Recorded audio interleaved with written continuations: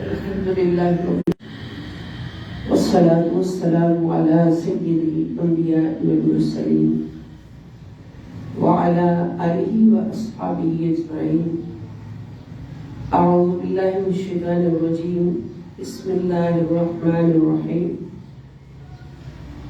الہدایہ قرآن class تمام شرکائے کرام کی خدمت میں السلام علیکم ورحمۃ اللہ وبرکاتہ.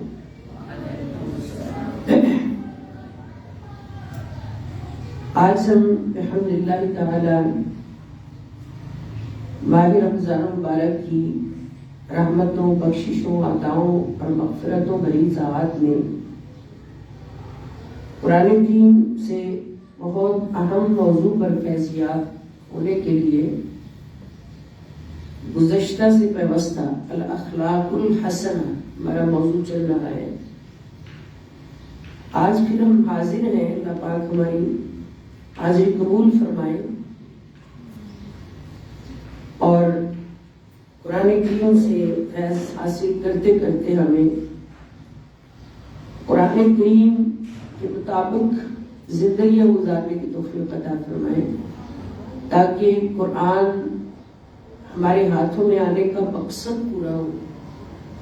کیونکہ مقصد صرف یہ نہیں کہ ہم قرآن کریم کی تلاوت کر کے تو ثواب حاصل کرتے جائیں.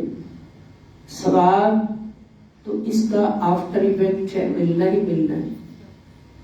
مقصد ثواب نہیں ہے، مقصد اس پر عمل کرتے ہوئے ہدایت یافتہ ہونا ہے. ہدی للمتقین اس کا مقصد ہے. تو ہدایت کا مطلب ہے کہ جب قرآن تمہاری فطرت بن جائے، قرآن تمہارے اخلاق و کردار میں اتر جائے اور تمہارا اخلاق، تمہارا کردار، تمہارے اعمال، تمہاری سوچ، تمہاری زبان، تمہارا دیکھنا، تمہارا سننا، سوچنا، یہ سب کچھ قرآن ہو جائے تو اس کو ہدایت کہتے ہیں. اور اس میں کچھ شک نہیں کہ جو ہدایت یافتہ ہو گیا، جس کا اخلاق کردار قرآن بن گیا، تو اس کا اخلاق ہی سب سے اعلیٰ ہوگا.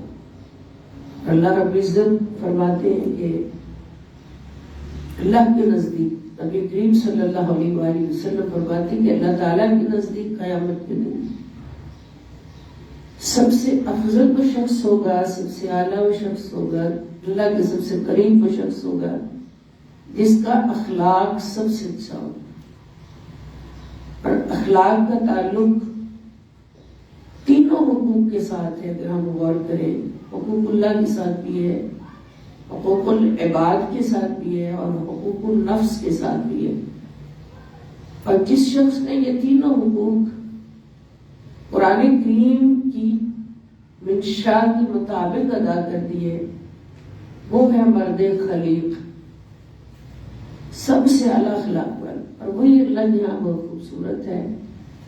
اور سرکار کائنات صلی اللہ تعالی علیہ وآلہ وسلم کا ارشاد گرامی، ایک مرد خلیق جو بن جاتا ہے، اعلیٰ اخلاق کا حامل شخص جو ہوتا ہے، وہ تہجد گزاروں سے بڑھ کر درجہ پا لیتا ہے. تہجد نہیں بھی پڑھ سکتا لیکن اس کا اخلاق بہت اچھا ہوتا ہے ہر کسی کے ساتھ.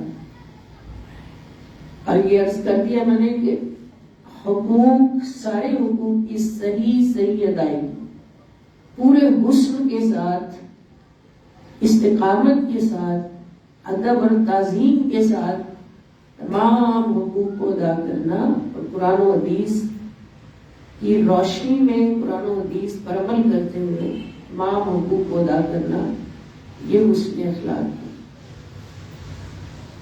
تو پھر ایک مرد خلیق کی زندگی میں کیا صفات ہونی چاہیے، ہم انہیں پر الحمدللہ الکریم یہ اسٹڈی کر رہے ہیں، قرآن کریم سے فیصلے لے رہے ہیں. تو ان صفات میں سے 13 نمبر صفت آج ہمارے پاس برکت کے لیے ہم پڑھ رہے ہیں. صفت نمبر 13. پچھلی صفات لاسٹ لیکچر میں ساری دہرائی تھی پہلی سے لے کے. آج ہم نے 13 نمبر صفت پڑھنی ہے اور یہ ہے میانہ روی اور اعتدال.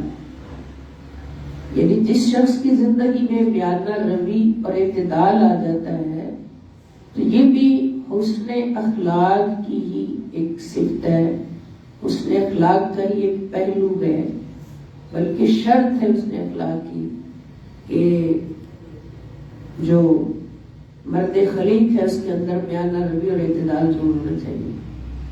اور اس کو مختصر الفاظ میں ہم بیان کریں تو کیا ہوگا کہ دین کے تمام پہلو کے لیے اسلام نے جو کچھ بھی ہمارے لیے ایک پروگرام ارینج کیا ہے قرآن کریم کی صورت میں، تاکہ یاد ہمیں دیا ہے، اس پر بنوان عمل کرنا، نہ تو اس میں اپنی مرضی سے زیادتی کرنا نہ کمی کرنا، یعنی نہ افراد کا شکار ہونا نہ تفرید کا شکار ہونا، بلکہ جو کچھ قرآن نے ہمیں کہہ دیا اس پر اسی طرح سے عمل کرنا. اس کو میانہ روی اور اعتدال کہتے ہیں. یہ کسی بھی معاملے میں نہ حد سے بڑھنا نہ حد سے پیچھے رہنا. حد سے بڑھیں گے تو یہ افراط ہوگا، حد سے پیچھے رہیں گے تو تفریط ہوگی. تو یہ اسلام میں اس کی گنجائش نہیں ہے، اجازت نہیں ہے. تو اس بارے میں قرآن کریم ہمیں کیا فرماتا ہے؟ اس موضوع میں تقریباً 7 آیات ہیں جو حضور شیخ الاسلام نے جمع فرمائی ہیں کہ سورہ بقرہ ہے. پہلا حوالہ سورہ بقرہ، اللہ پاک ارشاد فرماتے ہیں وَكَذَلِكَ جَعَلْنَاكُمْ أُمَّةً وَسَطًا لِتَكُونُوا شُهَدَاءَ عَلَى النَّاسِ وَيَكُونَ الرَّسُولُ عَلَيْكُمْ شَهِيدًا. اے مسلمانوں، پوری امت مسلمہ جو آخری نبی حضرت محمد رسول اللہ صلی اللہ علیہ وآلہ وسلم کی امت ہے، اس امت کو بالخصوص اللہ تعالیٰ فرما رہے کہ مسلمانوں اسی طرح ہم نے تمہیں اعتدال والی بہتر امت بنایا.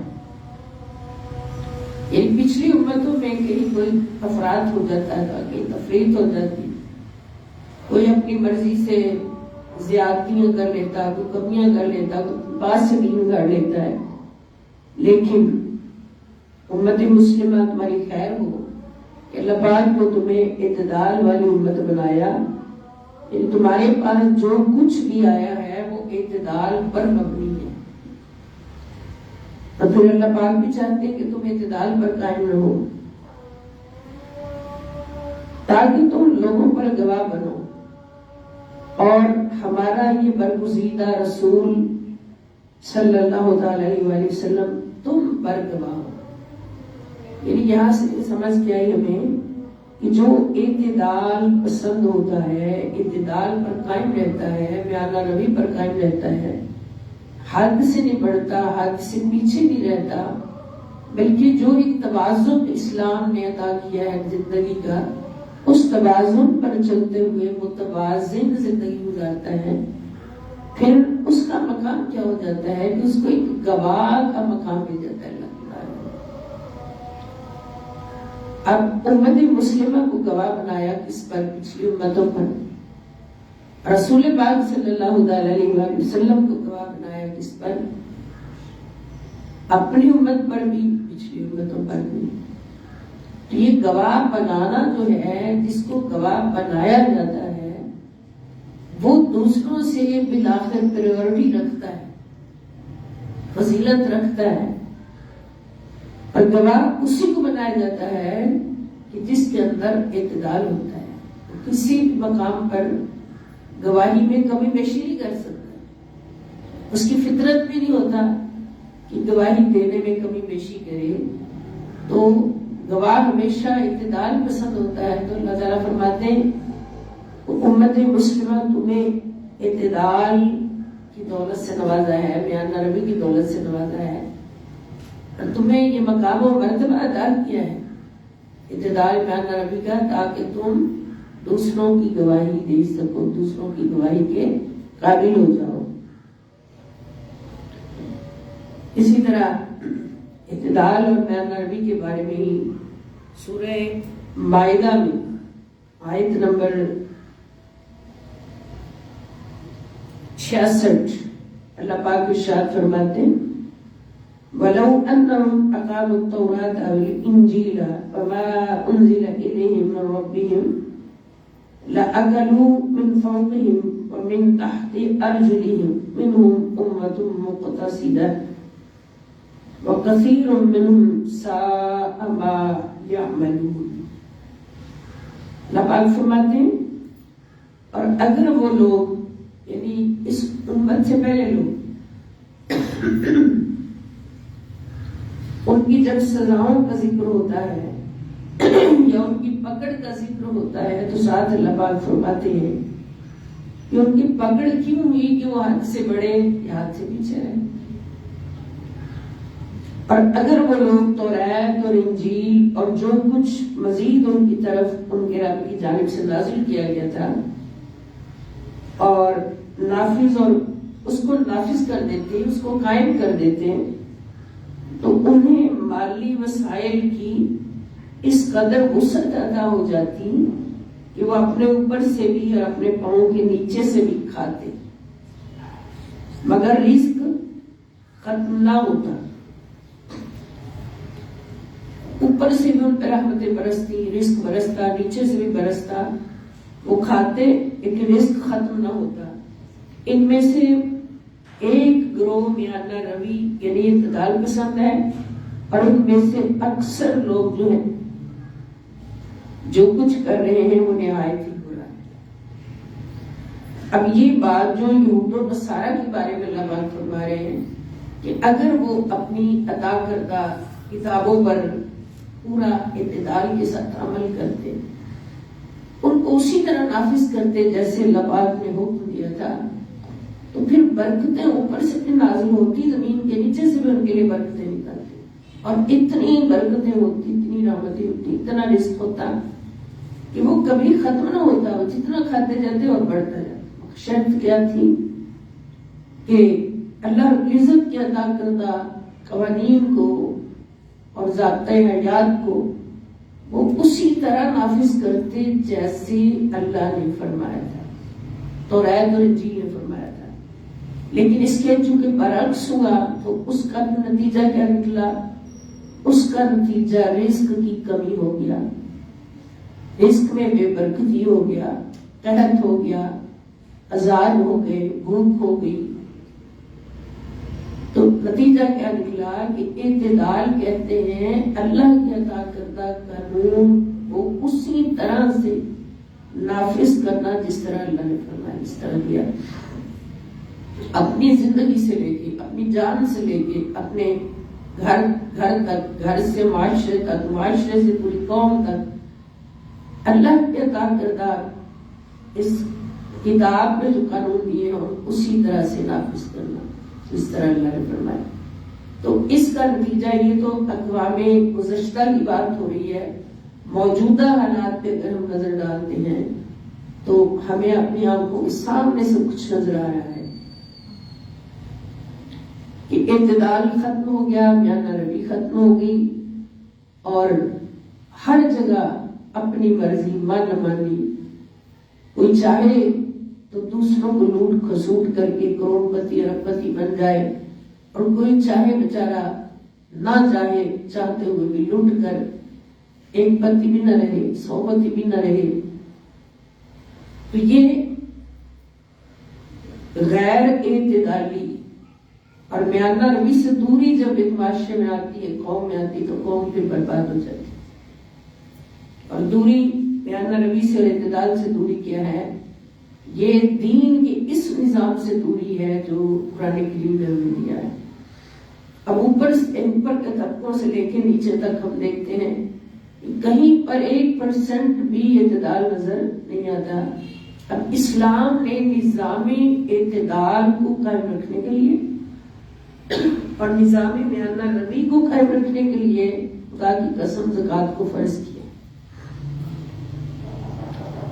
کہ ایک شخص ہے جس کے پاس بہت مال و دولت ہے، اور دوسرا شخص ہے جس کے پاس رہنے کے لیے گھر بھی مشکل سے ہے، کھانے کے لیے 2 ٹائم کا کھانا نہیں ہوگا، 1 ٹائم کھائے گا، 1 ٹائم بھوکا رہے گا یا پورا ہوگا، بچے زیادہ ہوں گے، بچوں کو کھلانا ہوگا، سارے کچھ کرنا ہوگا۔ اسلام نے ایک نظام اعتدال اس صورت میں دیا کہ جس کے پاس زیادہ ہوگا اپنے زیادہ کا اتنا حصہ، وہ بھی تھوڑا حصہ فرض فرمایا کہ زیادہ دینے سے شاید کوئی گھبرائے اور دے ہی نہ۔ جیسے کہا جائے کہ فلاں جگہ نیک کام ہو رہا ہے، اس میں 50,000 خرچ ہو رہے ہیں، 50,000 سن کے کہ بہت سارے لوگ کہیں گے کہ جی اتنے تو ہمارے پاس ہے نہیں۔ اگر کہیں کہ فلاں جگہ نیک کام ہو رہا ہے، اس میں 5,000 جمع کروانے پڑیں گے، آپ کا حصہ یقین بڑھ جائے گا، آپ کا جنت میں حل بن جائے۔ 5,000 کے لیے کہیں دوڑے آئیں گے، 5,000 کے لیے کہیں تیار ہو جائیں گے، تو اس طرح آپ کو نیکی کرنے کا زیادہ موقع مل جائے گا۔ یہ مثال ایک دی ہے۔ اب اسلام نے نظام اعتدال قائم رکھنے کے لیے اس کا فرض کیا کہ ایک شخص ہے جس کے پاس 1 کروڑ روپے موجود ہیں، اس کی ضرورت سے زائد، یہ بھی فرمایا کہ اپنی ضروریات میں سے نکال کے دو، یہ بھی مشکل ہوگا دینا، اعتدال نہیں رہے گا۔ وہ اپنی ضروریات دوسرے کو دے دے گا تو غریب ہو جائے گا، پھر اعتدال تو نہ رہا۔ اعتدال قائم رکھنے کا حکم دیا کہ 1 کروڑ میں سے صرف 2.5 لاکھ نکال کر ان کو پہنچا دیں جن کے پاس نہیں ہے، یا جن کے پاس اتنا تھوڑا ہے کہ صرف ہینڈ ٹو ماؤتھ گزارا ہے، صرف قوت لا یموت ہے، تو ان کو پہنچا دے تاکہ ان کی زندگی کچھ آسان ہو جائے۔ یہ نظام اعتدال۔ مگر یہاں ہوتا کیا ہے کہ وہ لوگ جو لالچ کے بھرے ہوئے حکمرانی میں آ جاتے ہیں، حکمران بن جاتے ہیں، اپنے ہاتھ میں نظام لے لیتے ہیں، وہ بجائے اس کے ان کو حکمران تو اللہ پاک نے اس لیے بننے کا حکم دیا کہ وہ عمراء سے لے کے دولت غرباء تک پہنچائیں تاکہ پورے ملک میں اعتدال رہے، لائف سٹائل کا اور آسانیوں کا۔ یہ نہ ہو کہ ایک لگژری زندگی گزارے اور دوسرے بچارے ٹوکرے کھاتے پھرے، اور ایک بچہ بھوک کی صورت میں ایک روٹی چوری کر کے بھاگتا نظر آ رہا۔ اس نظام سے بچانے کے لیے حکمرانوں کو حکم دیا، حکمران بنو اور نظام اعتدال قائم کرو، کبھی تمہارے اس مملکت میں غربت نہیں آئے گی، بے برکتی نہیں آئے گی، ہمیشہ برکت رہے گی۔ لیکن اس سے الٹ جن کے ہاتھ میں نظام آیا، نظام زکوٰۃ مثلا کسی نے اپنے ہاتھ میں لیا، اس نے دیکھا کہ یہ کروڑوں روپے زکوٰۃ کے جمع ہے، میں کیوں نہ پہلے اپنے ہی لوگوں کو نوازوں، یا اپنے ہی خزانہ بھروں، سب سے پہلے اپنا خزانہ بھروں، پھر جو جن سے خود کام لینا، جن کو اپنی سیڑھیاں بنانا، ان کے خزانے بھرنے۔ اور یہ انتہائی بڑا ظلم، اس ظلم کا جو سزا ہے وہ دنیا میں بھی ملتی ہے اور قبر میں بھی ملتی ہے اور حشر میں بھی ملتی ہے، نعوذ باللہ، کروڑ بار نعوذ باللہ۔ ایک مالدار کو تو اپنی زکوٰۃ بھی معاف نہیں ہے۔ قرآن میں کہتا ہے کہ جس پر زکوٰۃ فرض ہے وہ ضرور ادا کرے، اس لیے کہ یہ نظام کو درست کرتا ہے۔ یہ سسٹم زکوٰۃ و خیرات کا سسٹم ایک نظام کو درست کرتا ہے، اعتدال پر لاتا ہے، کوئی غریب بھوکا نہیں مرتا، کوئی امیر بھی ہوتا جاتا ہے۔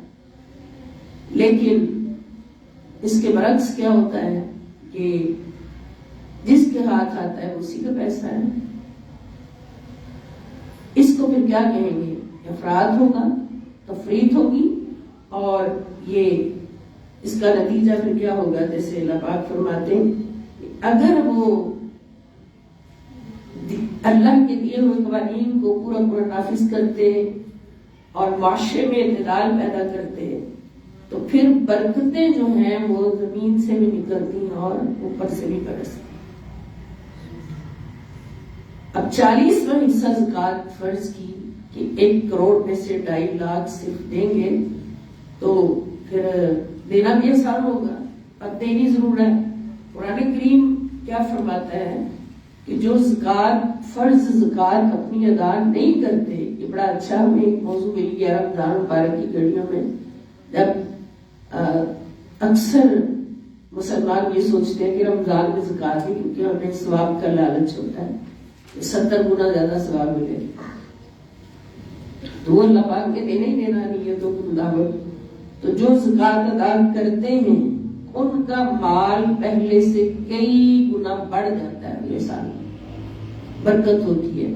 اور جو پوری زکوٰۃ نہیں ادا کرتے، جو فرض ان پر یعنی اعتدال پر قائم نہیں رہتے بلکہ افراط و تفریط کا شکار ہو جاتے ہیں، تو پھر کیا ہوتا ہے کہ وہ زکوٰۃ کا مال دنیا میں بھی ان کے لیے نقصان دہ ہے.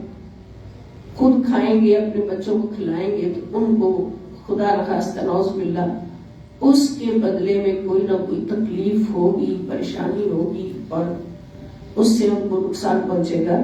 اور پھر قیامت کے دن استغفر اللہ معاذ اللہ اگر اس عذاب کو ہم دیکھ لیں آنکھوں سے، یہ حضور فرماتے ہیں وہی مال جو زکوٰۃ کا بچا بھی رکھا تھا اور جو ان کے مستحق تھے ان تک نہیں پہنچایا تھا، تو وہ مال بڑے بڑے سانپ اور اژدہے بن کے ان کے گلوں میں پڑے گا.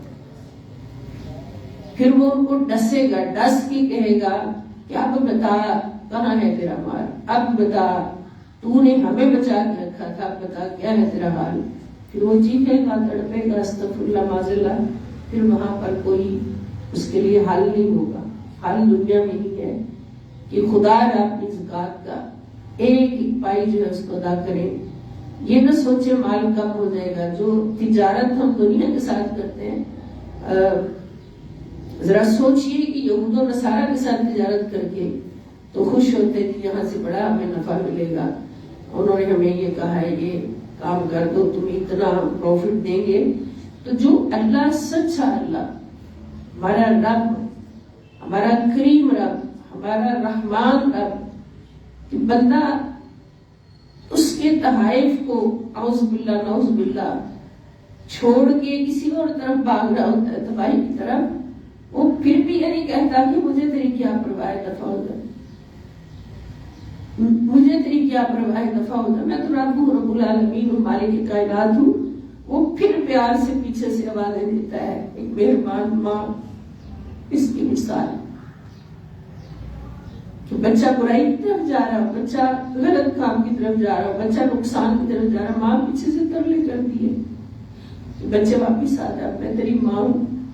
اللہ پاک یہ نہیں فرماتے کہ مطلب تو نافرمانی کی طرف جا رہا ہے تو جا، مجھے تیری کیا پرواہ.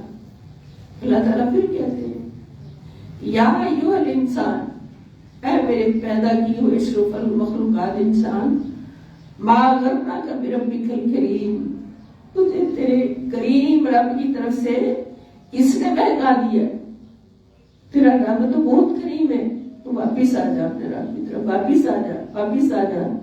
اللہ تعالیٰ پھر بھی آوازیں دیتے ہیں. لیکن انسان بدبخت وہ انسان جو صرف دنیا کے لالچ میں، دنیا کی اس جھوٹی خواہشات کے لالچ میں، دنیا کی اس غلاظت بری دولت کے لالچ میں اور حکومت کے لالچ میں اپنے رب کے دربار سے دوری پکڑتا ہے نعوذ باللہ، اور اپنے رب کی آواز پر بھی کان نہیں دھرتا.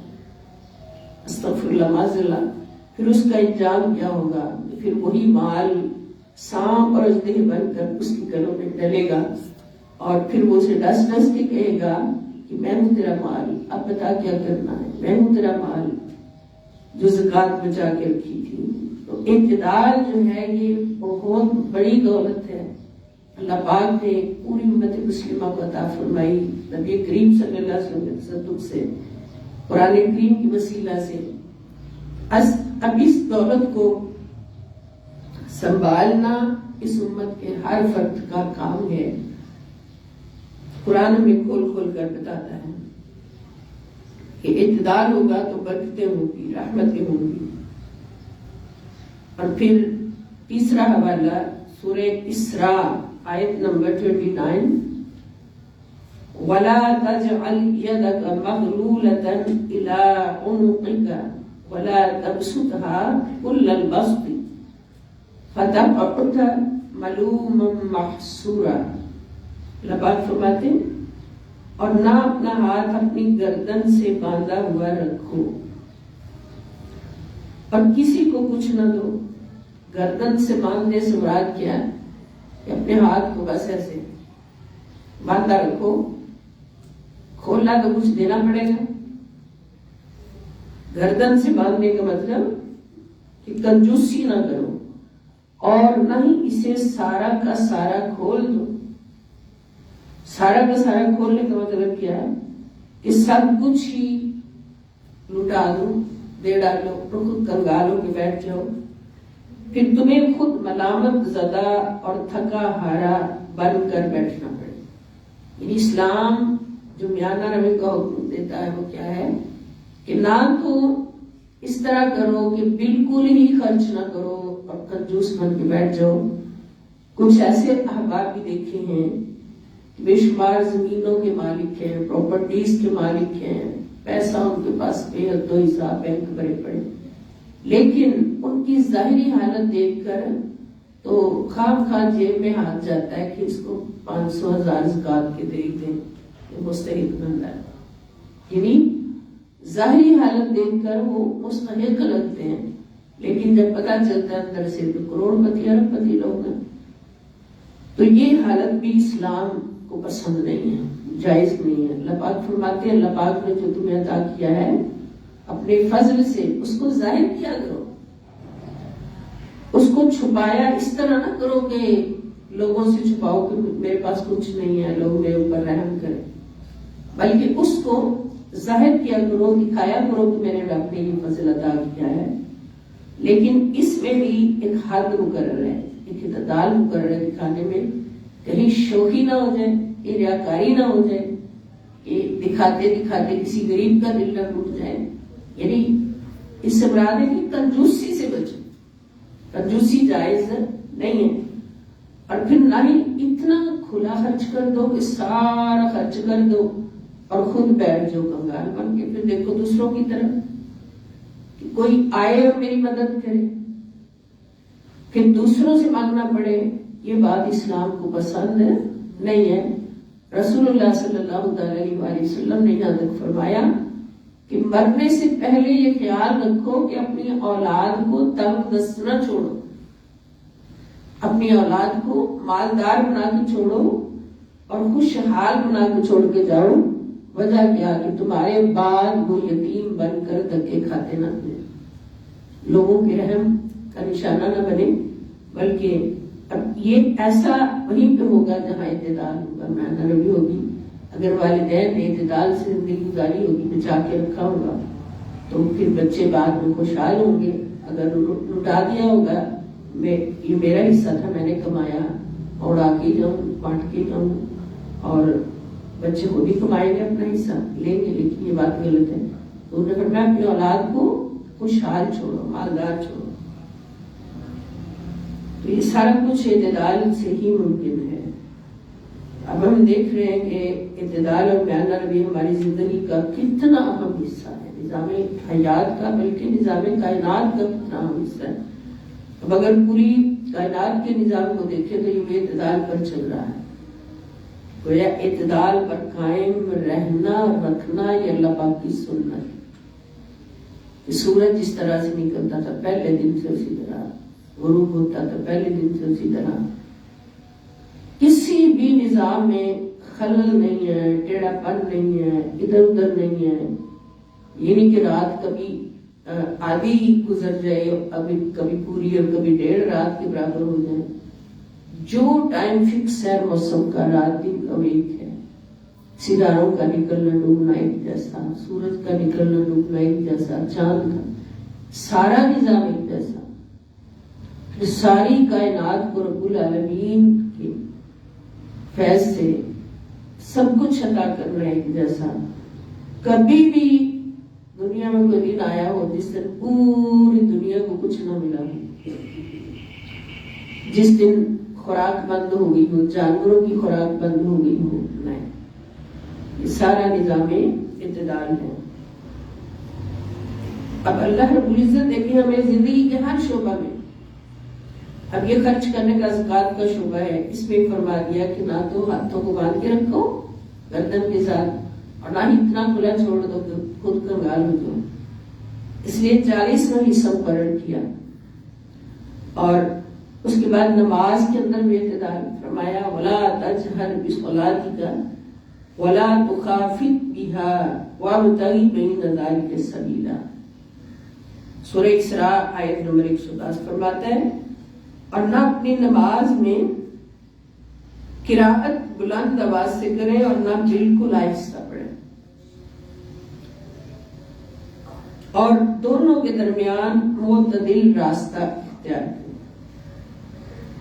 اب اس میں دیکھیں نماز میں بھی ایک الگ سے اللہ پاک کو ہماری لائف سٹائل کی اتنی فکر ہے، بٹ لائف کا ہر شعبہ جو ہے اس کو سجانے کے لیے ایک ایک شعبہ پکڑ کے اس میں یہاں یہ کریں، یہاں یہ کریں، یہاں یہ کریں، یہاں یہ کریں۔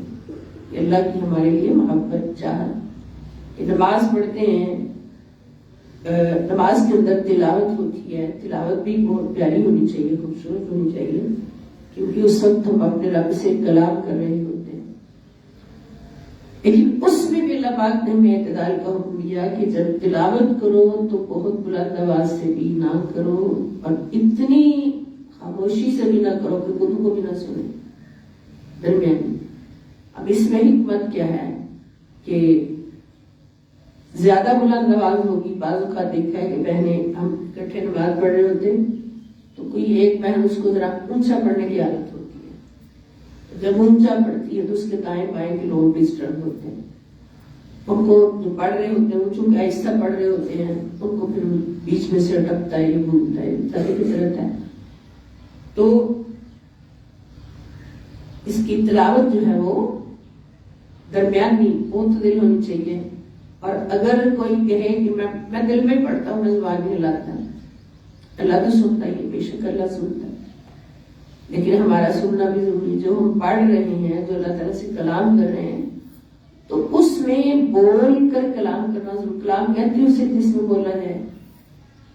اب آپ کے سامنے آپ کا کوئی فرینڈ بیٹھا ہے، پیر و مرشد ہے، اس سے آپ کلام کرنا چاہتے ہیں، اس کو کچھ بتانا چاہتے ہیں، تو کیا ایسا ہوگا؟ وہ ہمارے سامنے موجود ہے اور ہم ہاتھ باندھ کے چپ کر کے دل میں سوچتے رہیں، دل میں سوچتے رہیں کہ پیر صاحب یہ بات ہے، یہ بات ہے، یہ بات ہے، اور ہمارا مقصد پورا ہو جائے۔ اگرچہ ہو سکتا ہے ایسا کہ پیر صاحب جو ہیں مرشد کامل ہیں، راہبر شریعت ہیں، پیر طریقت ہیں، عالم بعمل ہیں، ولی کامل ہیں، وہ ہمارے دل کی بات سمجھ جاتے ہیں اللہ کے حکم سے، اس نے خدا بندی سے۔ تو لیکن بول کر بتانا، عرض کرنا جو ہے وہ ضروری۔ تو اللہ تعالیٰ کی بارگاہ میں بیٹھ کے جب ہم کلام کریں تو یہ بے ادبی کے زمرے میں بھی آ سکتا ہے کہ ہم بولے کچھ نہ اور چپ کر کے دل میں، اور دل سے تلاوت کیسے کریں گے، اتنے تو ہم پہنچے ہوئے نہیں ہیں۔ مولا علی شیر خدا کی شان ہے کہ وہ فرمائے کہ میں گھوڑے کے رکاب میں پہلا قدم رکھتا ہوں اور دوسرا رکھنے سے پہلے پورا قرآن ختم کر سکتا ہوں۔ وہ تو علم کے شہر کا دروازہ ہے، سرکار کائنات صلی اللہ علیہ وسلم علم کا شہر ہے اور علی اس کا دروازہ ہے۔ یہ کام مولا علی تو کر سکتے مگر ہر کوئی نہیں کر سکتا۔ تو یہ اللہ تعالیٰ کا حکم ہے، اس میں حکمت ہزاروں ہوں گی کہ نماز میں بھی اعتدال عطا فرمایا کہ نہ تو بلند آواز سے تلاوت کرو، اتنی بلند آواز کے دوسروں کو ڈسٹرب کرے، اور نہ ہی اتنی دھیمی آواز کہ دل میں ہی سوچو تم دل میں پڑھ رہے ہیں، زبان بھی نہ ہلے۔ اتنی آواز ہونی چاہیے جو خود سنے، اور اس کا حکمت یہی ہے کہ جب خود سنیں گے تو پتہ چلے گا کیا بول رہے ہیں، اور جب بولیں گے تو پھر سمجھ آئے گی اللہ تعالیٰ سے ہم کیا عرض کر رہے ہیں۔ تو اس لیے نماز میں جو تلاوت کرتے ہیں اس کا ترجمہ ہمیں ضرور سمجھ آنا چاہیے، کیونکہ دوسری لینگویج ہے عربی، اپنی زبان اس کا ترجمہ اپنی زبان میں ہوگا تو پھر ہمیں خضوع و خشوع زیادہ ہوگا۔ اور یہ اس میں حکمت یہ بھی کہ اگر ہم تھوڑی سی آواز کے ساتھ تلاوت کرتے ہیں تو اس میں خضوع و خشوع بھی پیدا ہوتا ہے، اس میں حاضری ہوتی ہے، اللہ کی بارگاہ کی حاضری میں خضوع خشوع پیدا ہوتا ہے. تو یہ اعتدال نماز میں بھی، دیکھیں خرچ میں بھی اعتدال کرو، زکوٰۃ میں بھی، اور ہر شعبہ زندگی میں اعتدال کرو. اور اس کے بعد سورہ فرقان ہے آیت نمبر 67. اللہ پاک فرماتے ہیں والذین اذا انفقوا لم یسرفوا ولم یقتروا وکان بین ذلک قواما. یعنی اللہ کے جو بندے، رحمان کے بندے، ان کی صفات میں سے ایک صفت یہ بھی ہے، اور یہ وہ لوگ ہیں کہ جب خرچ کرتے ہیں تو نہ بے جا اڑاتے ہیں، بے جا اڑاتے ہیں. بے جا اڑانے کی بھی کوئی حد ہوتی. کچھ ایسے ہیں جو ایک حد نہیں کئی حدیں پار کر جاتے ہیں. کئی حدیں جہاں 1,00,000 کے سوٹ سے کم گزارا ہو سکتا ہے. دلہن کے سوٹ بنتے ہیں نا، بلکہ 10,000 کے سوٹ سے گزارا ہو سکتا ہے. وہاں 10,000 کی بجائے 10,00,000 کا سوٹ بنایا جاتا ہے. 20,00,000 کا سنا، 30 کا سنا، 40 تک تو میں سن چکی ہوں. اس میں کیا ہے؟ یہ انتہائی ظلم ہے، دوسروں پر نہیں اپنے آپ. تو یہ اللہ پاک فرماتے ہیں کہ خرچ کرتے ہیں تو نہ بیجا اڑاتے ہیں اور نہ تنگی کرتے ہیں، نہ تو ایسے اڑاتے چلے جاتے ہیں اور نہ ہی کنجوسی کرتے ہیں. اور ان کا خرچ کرنا زیادتی اور کمی کی ان حدوں کے درمیان اعتدال پر مبنی ہوتا ہے. سمجھ آ گئی نا؟ لیکن کی صفت ہے عباد الرحمان کی، رحمان کے بندوں کی یہ صفت ہے کہ وہ نہ تو اس طرح خرچ کرتے ہیں کہ خواہ مخواہ اڑاتے جاتے. اتنے لاکھ کا جوتا پہن لیا، اتنے لاکھ کا جوڑا پہن لیا، اتنے لاکھ کا میک اپ کروا لیا. کیا ہے وہ؟ اور جو کچھ کروایا وہ بھی استغفر اللہ معاذ اللہ، اس سے بھی بڑے گناہ کا سبب بنا لیا، بے پردگی غیر مردوں میں. تو یہ عذاب جو ہیں اللہ پاک کی امت مسلمہ کو سب کو بچائے، لیکن رحمان کے بندے ایسا نہیں کرتے. اس کے بعد سورہ لقمان آیت نمبر 32 اللہ پاک فرماتے ہیں وَإِذَا غَشِيَهُم مَوْجٌ كَالظُّلَلِ دَعَوُا اللَّهَ مُخْلِصِينَ لَهُ الدِّينَ فَلَمَّا نَجَّاهُمْ إِلَى الْبَرِّ فَمِنْهُمْ مُقْتَصِدٌ وَمَا يَجْحَدُ بِآيَاتِنَا إِلَّا خَطَّارٌ كَفُورٌ. اللہ پاک فرماتے ہیں جب سمندر کی موج پہاڑوں، بادلوں یا سایہ بانوں کی طرح ان پر چھا جاتی ہے تو وہ کفار اور مشرکین اللہ کو اسی کے لیے اطاعت کو خالص رکھتے ہوئے پکارنے لگتے. یعنی اللہ تعالیٰ اس طرح پکارنے لگتے ہیں جیسے ان کی اطاعت خالصتاً اللہ کے لیے ہے. پھر جب وہ انہیں بچا کر خشکی کی طرف لے جاتا ہے تو وہ ان میں سے چند ہی اعتدال کی راہ پر چلنے والے ہوتے ہیں اور ہماری ان آیتوں کا کوئی انکار نہیں کرتا سوائے ہر بڑے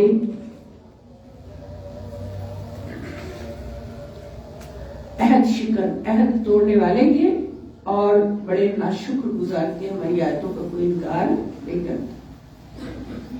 یہاں پر دیکھیں مشکلات جب آتی ہیں یہ کفار کی بات ہو رہی ہے اور مسلمانوں کے اندر بھی یہ بات موجود ہوتی ہے بعض مقامات پر کہ جب کوئی بڑی مشکل آئی ہے، جیسے یہاں بڑی بڑی موجوں سے مراد مشکلات مراد ہے نا، مشکلات نے جب گھیرا ہے تو بیٹھ گئے اللہ کی بارگاہ میں، تسبیحیں بڑی بڑی پکڑ لی، سجدے لمبے لمبے، نوافل، نمازیں، روزے، یا اللہ معاف کر دے، اللہ ایسا نہیں ہوگا، معافی مانگو. اتنا اس طرح بیٹھ جاتے ہیں جیسے کہ اللہ ہی کے اطاعت گزارے ہیں، اور جو ہی وقت گزرتا ہے پھر خوشحالی آتی ہے، پھر سارا کچھ ہو جاتا ہے، پھر تو پلٹنا، پھر وہی راستہ۔ اور پھر اللہ پاک فرماتے ہیں کہ اللہ کی آیات کا انکار صرف وہی کرتے ہیں جو عہد توڑنے والے اور ناشکر ہوتے ہیں۔ پھر انسان کس کیٹیگری میں آ جاتا ہے؟ عہد توڑنے والا۔ وہاں تو لوگ عہد کیا تھا کہ اللہ تو ہی میرا رب، میں تیرا بندہ، یا اللہ تو ہی میرا رب، میں تیرا بندہ، تو ہی بچا لے۔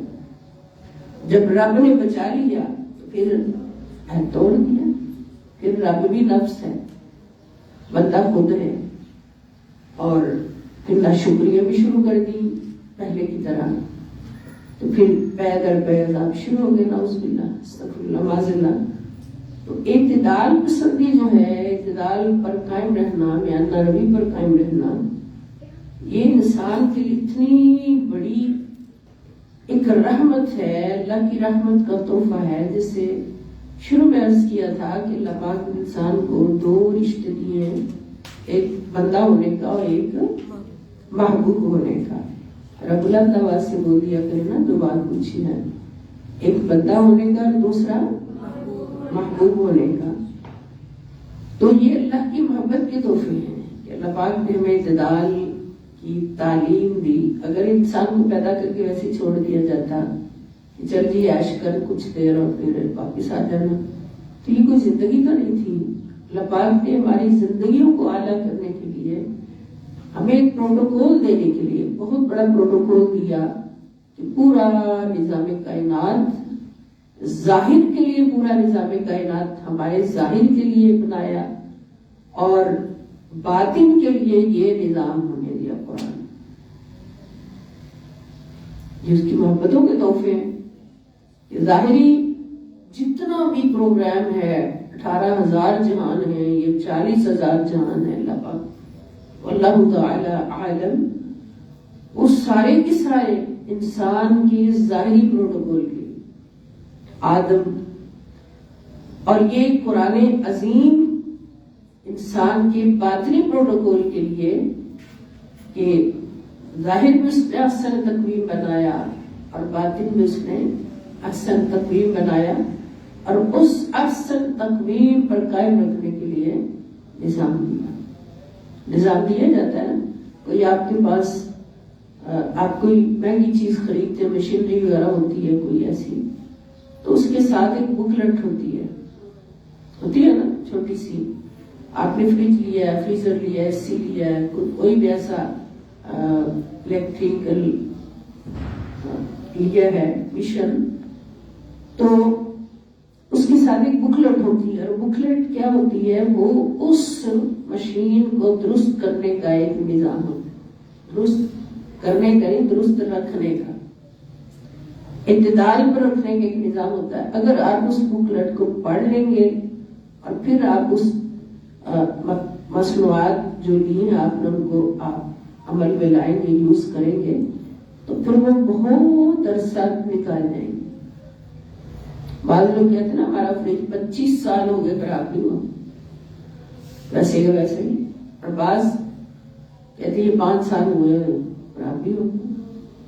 اب یہ قصور کس کا ہے کہ آپ نے اس بکلٹ پر عمل نہیں کیا جو اس کو بنانے والے نے آپ کے ہاتھ میں دی تھی۔ اب ہمیں اللہ پاک نے فرمایا کہ وَالتِّينِ وَالزَّيْتُونِ وَطُورِ سِينِينَ وَهَٰذَا الْبَلَدِ الْأَمِينِ، اے میرے بندو، تمہارا رب کہہ رہا ہے کہ مجھے تین کی قسم، مجھے زیتون کی قسم، مجھے طور سینا کی قسم، اور اس شہر مکہ کی قسم جو امن والا شہر ہے، لَقَدْ خَلَقْنَا الْإِنسَانَ فِي أَحْسَنِ تَقْوِيمٍ، انسان کو ہم نے سارے حسن دیے ہیں، سارے کمال دیے ہیں، ساری عظمتیں دی ہیں، ساری بلندیاں دی ہیں، ساری ذہانتیں دی ہیں، ساری محنتوں کا کی ایک فطرت دی ہے، یعنی جو عظمت والی باتیں ساری انسان کو دی ہیں، حسن میں بھی کمال ہے اور اخلاق میں بھی کمال ہے، علم میں بھی کمال ہے، حکمت میں بھی کمال ہے، ہر چیز عطا کی ہے۔ تو پھر رب فرماتا ہے میری چاہت ہے کہ ہر انسان احسان تقویم پر قائم رہے. مولا یہ اتنا بڑا نظام کیسے؟ اتنا بڑا نظام تھا نا انسان کو اقتدار پر قائم رکھنے کے لیے. اللہ تعالیٰ نے فرمایا یہ جتنا بڑا نظام ہے اتنی عظیم کتاب تمہیں دے رہا.